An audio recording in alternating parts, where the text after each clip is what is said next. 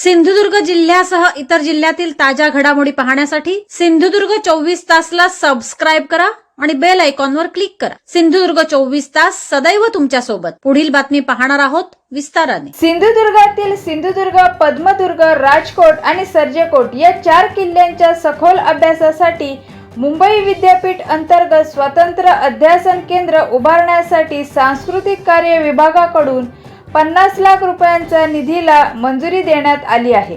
याबद्दल सिंधुदुर्ग जिल्ह्याचे पालकमंत्री नितेश राणे यांनी काय प्रतिक्रिया व्यक्त केली ते पाहूया। सर, सिंधुदुर्गातल्या सिंधुदुर्ग, पद्मदुर्ग, राजकोट आणि सर्जेकोट या 4 किल्ल्यांच्या सखोल अभ्यासासाठी मुंबई विद्यापीठ अंतर्गत मालवण येथे स्वतंत्र अभ्यासन केंद्र उभारण्यासाठी सांस्कृतिक कार्य विभागाकडून 50 लाख रुपये मंजूर झालेली याची माहिती ॲडव्होकेट आशिष शेलार यांनी दिली। आदरणीय आशिष शेलार साहेबांचं मी सिंधुदुर्ग वासियांच्या वतीने मनापासून आभार मानतो।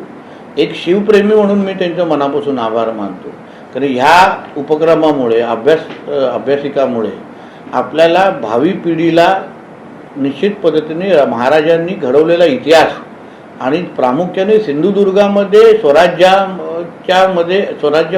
स्वराज्याच्या एकंदरीत स्थापनेमध्ये सिंधुदुर्गाचा सहभाग हे अभ्यास करायला भेटेल, माहिती संकलन करायला भेटेल आणि त्याचबरोबर भावी पिढी आणि जे काही येणारे जे पर्यटक आहेत त्यांनाही त्या निमित्ताने उपलब्ध राहील। त्याच्यामुळे निश्चित पद्धतीने आमच्या जिल्ह्याच्या भविष्याच्या दृष्टिकोनातून ही 50 लाख केलेली अतिशय महत्त्वाची गुंतवणूक आहे आणि त्याच्यामुळे सिंधुदुर्गाच्या छत्रपती शिवाजी महाराजांनी जो काही इतिहास घडवला, स्वराज्य स्थापन केलं, त्याच्यामध्ये सिंधुदुर्गचं नाव अजून अधोरेखित होऊन जाईल। यासाठी आदरणीय आशिष शेलार साहेब आणि महाराष्ट्र सरकारचं मनापासून आभार मानतो। सर, पंतप्रधानांच्या नेतृत्वाखाली दिल्लीमध्ये AI वर भव्य परिषद जागतिक परिषद होत आहे, त्यामध्ये महाराष्ट्राचा विशेषतः सिंधुदुर्गचा उल्लेख होणार असं आदरणीय पंतप्रधान नरेंद्र मोदी साहेबांच्या नेतृत्वात आपला भारत AI कृत्रिम बुद्धिमत्तामध्ये जे काय वाटचाल आणि घोडदौड करतोय त्याच्या बाबतीमध्ये काही दिवसापासून दिल्लीमध्ये सेमिनार घेतले जात आहेत, एक्झिबिशन होतो आहे। विविध कंपन्या असो, क्षेत्रामध्ये AIनी कशी वाटचाल केलेली आहे, कशी प्रगती केली आहे त्याची माहिती दिली जाते। त्या AI समिटमध्ये महाराष्ट्र पॅव्हिलियन जे महाराष्ट्र सरकारने तयार केलेलं आहे, त्या महाराष्ट्र पॅव्हिलियनमध्ये मार्वल कंपनीला आपलं काम प्रदर्शित करण्याच्या दृष्टिकोनातून त्यांना संधी मिळालेली आहे आणि मार्वल कंपनीने सिंधुदुर्ग जिल्हा जो महाराष्ट्रातला एक ग्रामीण भागातला जिल्हा आहे, त्या जिल्ह्यांनी AI मध्ये आर्टिफिशियल इंटेलिजन्समध्ये केलेलं काम या बाबतीमध्ये सगळं प्रदर्शन दाखवलेलं आहे।